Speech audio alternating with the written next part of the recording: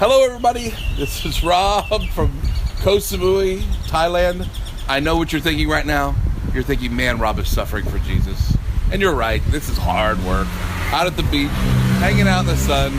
This is a beautiful place, and one of the most beautiful places I've ever actually been to. But you know what's more beautiful than what's going on here is what's been happening in the spirit in Chiang Rai, Thailand, and in Koh Samui. We have seen some of the most incredible, and we have seen as a team, some of the most incredible things.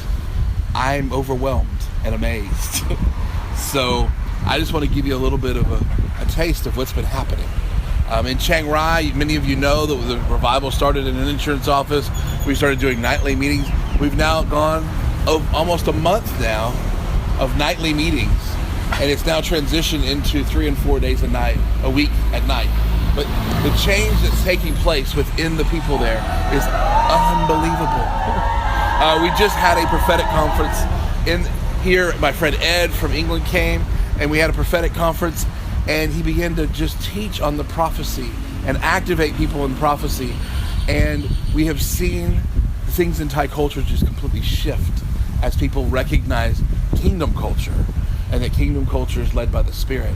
And so there's one young lady, her name is Tukta, and she's a 24-year-old Thai woman who learned how to prophesy in this conference, and she'd only prophesied one other time in her life. And then all of a sudden there was a release by the Spirit. And she used to say, because Thai culture, you know, you're shy, you're fearful, you don't want to stand out to anyone. So she used to say she was shy. But we just released that, no, you're not shy. That's Thai culture. But kingdom culture, you're a child of the King, and you're not shy. You are his child, and you're bold. And so she changed the way she thought, and incredibly what happened was she got released in the prophetic, and she ends up prophesying over 60 people in a 2-hour period of time, and it was incredible. There was one part where she was actually prophesying to a Thai pastor, actually getting details of a dream he had 10 years before. And this is how the flow of the Spirit happened within this meeting. Incredible stuff. And now we're here in Koh Samui, and we're watching right before our eyes churches coming together. We're watching right before our eyes them changing the way they think. You know, one of the big things in the core values of what we've been releasing is you cannot have the Spirit of control and the Holy Spirit. You get to choose which one you want, right? If we want control over our life, then we get to control our life. But if we want the Holy Spirit to move, the Holy Spirit moves. And so, but we don't get to control and let the Holy Spirit in, because he will not come on top of what we want him to do. We actually have to find what he's doing, because he's God and we're not.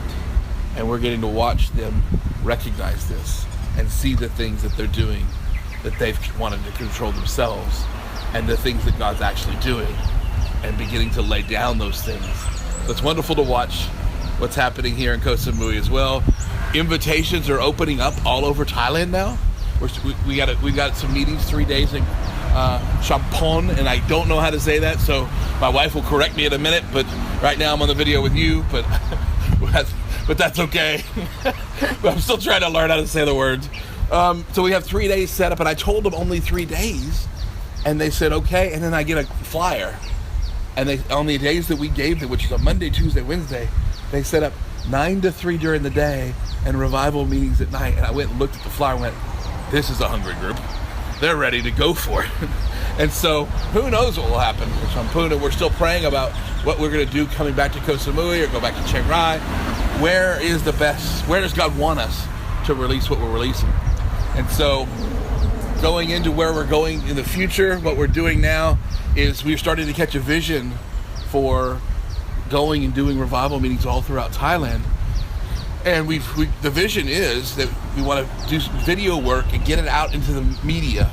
So like social networking, different places like that, so that the next generation who's on all these platforms, you know, maybe they don't know freedom in the Spirit. Maybe they don't know that there's actually people their age that's moving in the gifts that are actually being valued and actually being shown how to move by power. Well, if they begin to see these things, we will then begin to be able to raise up a generation that's hungry for the presence and the power of God. And we now have a team that's working together to get the video and then get this out there on different platforms, setting up different websites, different things that are coming to us. So, what we're needing now is just video equipment to make that happen.